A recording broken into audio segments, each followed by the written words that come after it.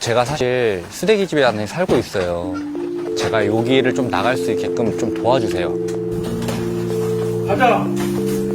지금 바로 들어가겠습니다. 고객님 집을 딱 문을 여는 순간 전 좀 두려워요. 항상 두려워요. 어떤 힘듦이 있길래 이렇게 살게 되셨나. 이미 너무 많이 쌓여왔다 보니까 여자친구도 이제 아직까지 한 번도 온 적이 없어요. 저희 집에 지금까지.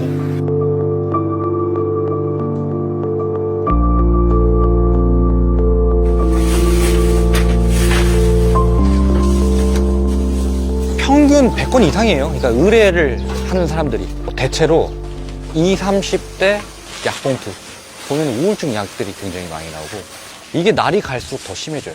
우리나라에 이렇게 우울증이 많은 사람들이 있는지는 좀 처음 알았어요.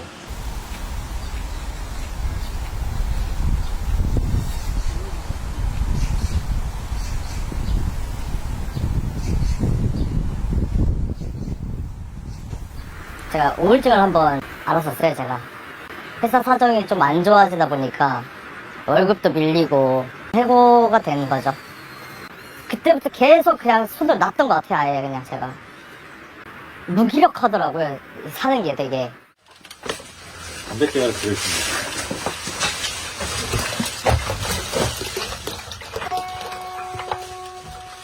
수많은 곳을 가봤기 때문에 웬만한 현장을 그냥 다 들어갔다고 보시면 되세요. 네. 심한 경우는 아예 입구도 못 들어가요. 막혔어요. 쓰레기나 폐기물 배출을 먼저 하죠. 갈 때마다 다 달라요. 벌레 있는 집은 벌레만 있고요. 쓰레기만 가득한 집은 쓰레기만 가득하고요.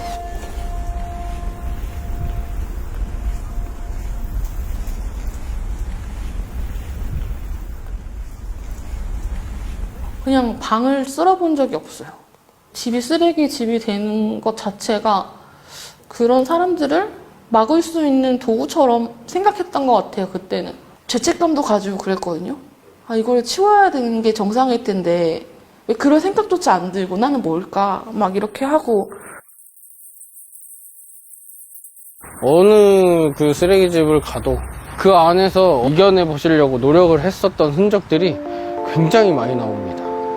쓰레기가 가득 차서 1인 텐트를 쳤더라고요. 지금 비록 힘들지만 어떻게든 한번 이겨내 보겠다. 메모에다가 적어놔요. 이제 저희 쪽에 의뢰를 해주시고 집을 치웠는데 대부분이 많이 울고 계시고요. 굉장히 안타까웠어요. 누군가 도와줄 사람이 있었으면은 이런 정도까지는 안 왔을 텐데. 친구가 집에 돌아갔을 때 그 친구 집에 쓰레기가 있을 수 있어요. 내가 그 사람이 아니면 절대 이해 못할 수 있는 부분도 분명히 있다고 생각하거든요.